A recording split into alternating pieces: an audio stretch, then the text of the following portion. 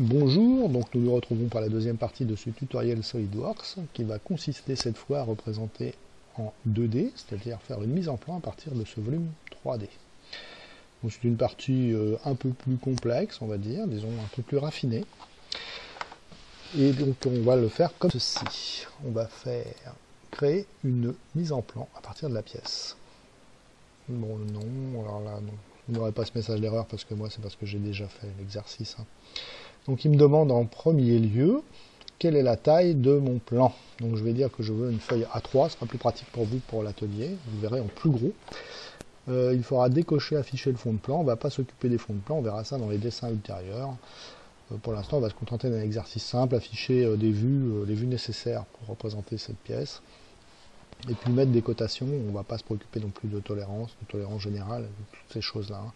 De la façon correcte de représenter, disons, la position d'un trou. Voilà. Donc c'est juste pour une prise en main du logiciel. Ok. Je dis ça parce qu'il y a peut-être des puristes qui vont regarder cette vidéo. Puis des dessinateurs doués, il y en a beaucoup, et je n'en fais pas partie. Alors on va déjà représenter une vue de ce modèle. On va essayer de représenter une vue de face. Alors on va cliquer sur vue du modèle. Il me demande quoi platine porte-bouton ELEC. Je clique 2 fois dessus. Et là, il me propose une vue de face. Alors, vous voyez que si je clique, voilà, je clique, hop. Après, il me propose d'autres vues. Je clique. Je peux en créer autant que je veux, vous voyez, à partir de cette vue. Et les positionner un peu comme je veux. Bon, pour l'instant, je vais mettre celle-ci.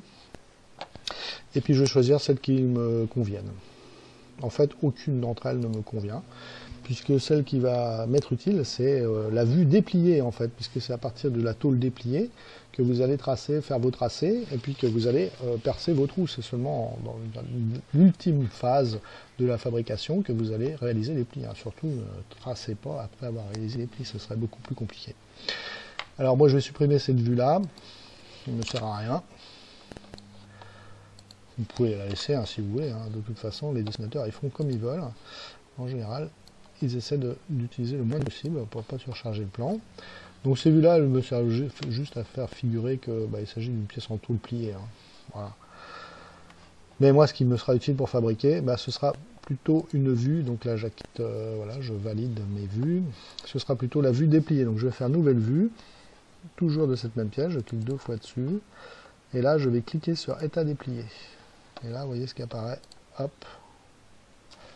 La tôle déjà dépliée avec l'emplacement des plis, tout ça, c'est merveilleux, c'est exactement ce qu'il me faut. Alors voilà, je vais maintenant mettre les cotes, je vais vous montrer comment on fait, c'est vraiment pas compliqué.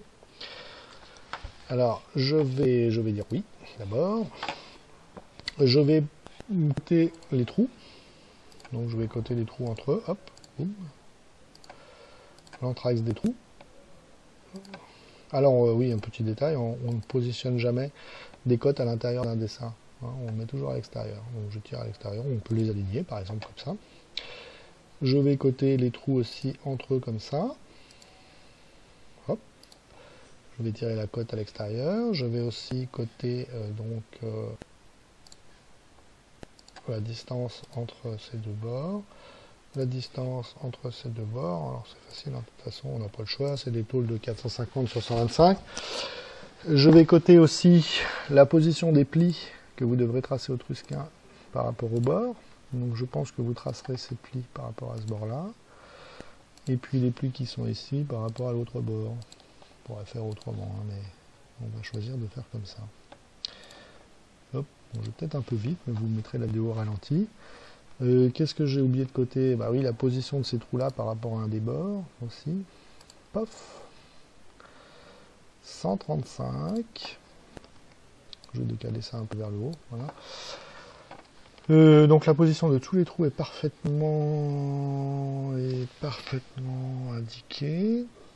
Il reste les petits trous ici. Alors les petits trous ici, je suis embêté parce que il n'y a pas d'axe. Voilà, il faudrait coter le centre du que vous allez réaliser ici. Vous allez réaliser un trou de 5,5 avec un forêt, puis après avec des traits de scie, vous allez faire ça. Vous, ce qui vous importe, en fait, c'est de savoir à quel endroit je mets le coup de pointeau. Donc, il va falloir que je rajoute une petite annotation. Vous allez voir, axe de centrage, et je vais cliquer sur mon bord, et voilà, ça dessine en fait intersection centrale. Je vais faire pareil, normalement en standard, sur les trous. Quand je fais ma mise en plan, ça apparaît, mais là, ce ne sont pas des trous tout à fait standards, donc voilà pourquoi. Voilà, et maintenant je vais mettre une cote pour un trou, hein, ça sert à rien de coter pour les 3, pour les 4, je veux dire. Du moment qu'il y en a un, puisque ils se ressemblent tous. Le gars qui fabrique, il sait de quoi il retourne. Voilà, je mets 8, je reprends le trou, cette fois-ci, je vais jusqu'au bord ici, à 90 degrés, n'importe quoi, c'est pas ça que je veux. Je veux le centre par rapport... Voilà, bon, je recommence. Le centre par rapport à l'axe de centrage. Pourquoi il me met 90 degrés cette andouille? Bon, je recommence, je vais cliquer sur le bord ici. Cliquons sur le bord et puis là, ah bah là cette fois-ci ça marche. Ne me demandez pas pourquoi. C'est comme ça, donc je valide ma cotation. Qu'est-ce qu'il me manque? Qu'est-ce qui me manque? Absolument rien. Absolument rien, je crois. Enfin... Ah si, bien sûr, le rayon de tous ces trucs, ouais. Il me manque le rayon. Donc là c'est pareil, il suffit que je cote un des trous, hein. Implicitement. Ça va coter. Je vais coter aussi l'arc de cercle qui est rayon 2,750. Bien, si vous multipliez par 2, vous vous rendez compte, ça fait un diamètre de 5,5, comme par hasard, un forêt de 5,5. Voilà, donc au passage, j'en profite pour vous dire, pour vous donner des petits conseils de fabrication pour réaliser cette pièce. Donc vous allez commencer par ébaburer donc, le tour de la pièce, si jamais ce n'était pas fait. Ensuite faire tous les tracés, donc l'intersection de tous les trous, au trusquin.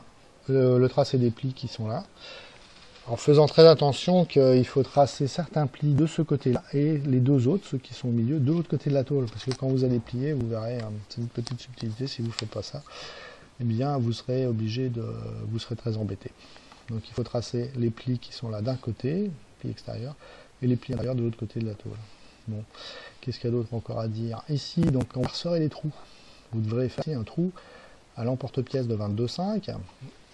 Avant d'utiliser un porte-pièce de 22,5, il faut faire un trou de 12. Mais un trou de 12 avec un forêt de 12 directement, c'est très difficile à faire dans la tôle. Donc comme ici vous avez un forêt de 5,5 à utiliser, eh bien vous allez tracer tous vos trous, donner des coups de pointeau, et ensuite, avec le forêt de 5,5, vous percez l'intégralité de tous les trous. Ceci plus les trous centraux. Ensuite, vous élargissez les trous centraux avec le forêt de 12, et ensuite, vous utilisez l'emporte-pièce pour faire le diamètre final. Voilà, qu'est-ce qu'il y a d'autre comme subtilité? Bon, il y a un petit ordre à respecter pour le pliage. Bon, vous verrez bien, rien de bien compliqué. Voilà, bien écoutez, je vous souhaite bonne chance pour les réalisations de ce plan et ensuite pour la pièce réalisée à l'atelier.